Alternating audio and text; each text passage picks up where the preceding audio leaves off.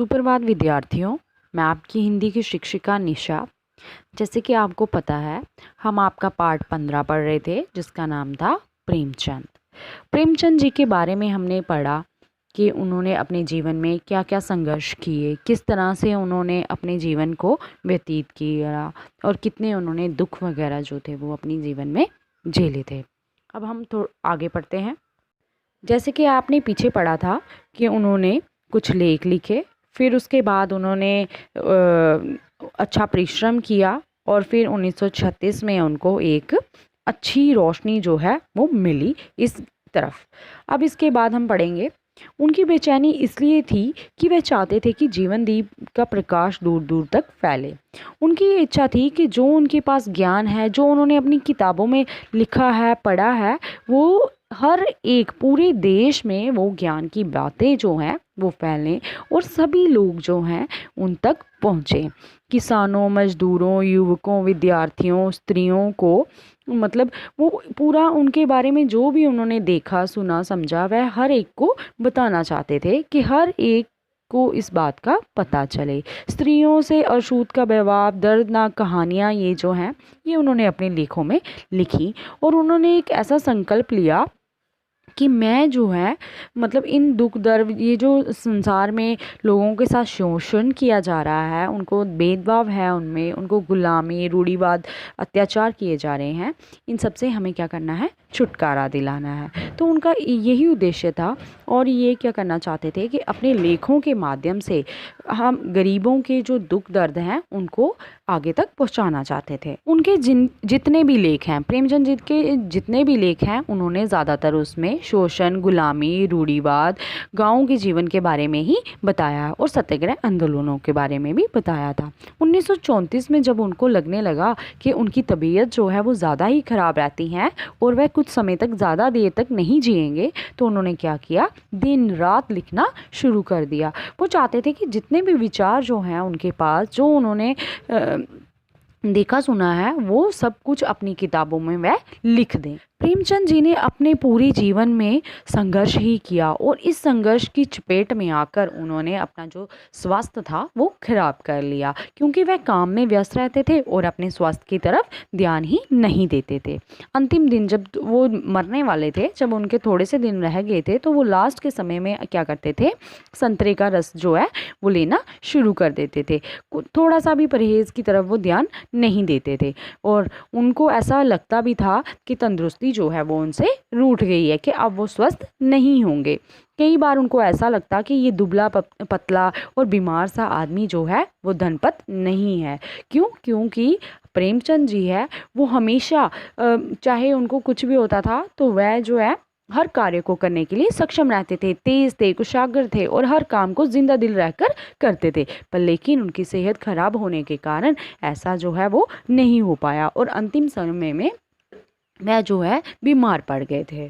प्रेमचंद जी जो हैं उन्होंने लाभ हानि की चिंता किए बगैर अपनी नींद भी नहीं पूरी ली और वह बीमारी में भी आगे बढ़ते रहे। प्रेस कहीं बंद ना हो जाए ये उनको हमेशा लगा रहता और इसीलिए वह घर वालों की नज़र बचाकर दिन रात लिखते रहते। जब उनमें थोड़ी सी हिम्मत आती तो वह रात को उठकर भी लिखना शुरू कर देते और इसी तरह से उन्होंने अपना जीवन जो है वो तेज़ी से समाप्त कर लिया।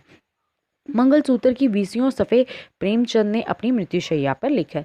मंगलसूत्र जो है वो उनकी एक और ऐसी रचना है जो उन्होंने अपने मृत्यु के समय में लिखी, जब वो बीमार थे, कि बहुत ही ज़्यादा बीमार थे, तो वह अपनी बीमारी से भी जूझ रहे थे और उसके साथ साथ उन्होंने लिखने का कार्य भी किया। बड़े सारे ऐसे भाषण जो हैं वो नेताओं के, कॉन्फ्रेंस के, वो भी उन्होंने अपने अंतिम समय में लिखे। वो कहते थे कि मैं मज़दूर हूँ और जिस दिन मैं नहीं लिखूँ तो उस दिन समझो मैंने अपना काम जो है वो मुझे खाना खाने को नहीं मिलेगा, कि अगर उन्होंने कमाई ही नहीं की है तो उनको खाना भी नहीं मिलेगा। ये सिर्फ उनके शब्द नहीं थे, उन्होंने अपने जीवन में भी ऐसे ही किया था कि कोई भी ऐसा पल नहीं था कि जब वह आराम से रहे।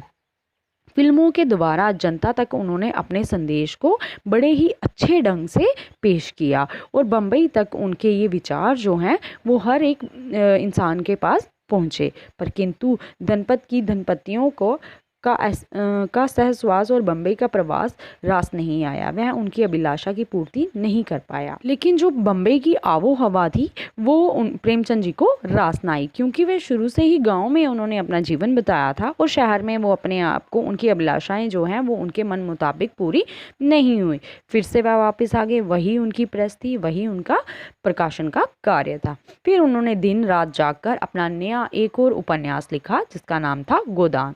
गोदान जो है वो उनकी एक ऐसी रचना थी जो सबसे लोगों में प्रसिद्ध हुई, लोगों को बहुत ही पसंद आई थी। गोदान छपकर निकल आया। उनकी लेखनी जो है मंगलसूत्र तेजी पर चल रही थी। जो गोदान उनका था, जो ये रचना थी वो उनकी छप गई थी और उसके बाद वो जो दूसरी रचना लिख रहे थे मंगलसूत्र, उस पर अब उनको उसका पूरे करने के लिए उन्होंने अपनी सारी हिम्मत जो थी वो लगाई हुई थी। प्रेमचंद जी चाहते थे कि ये जो रचना वो लिख रहे हैं ये पूरी हो जाए। उनकी पूरी तमन्ना ये थी कि उनका उपन्यास जो है वो पूरा जल्दी से जल्द हो जाए।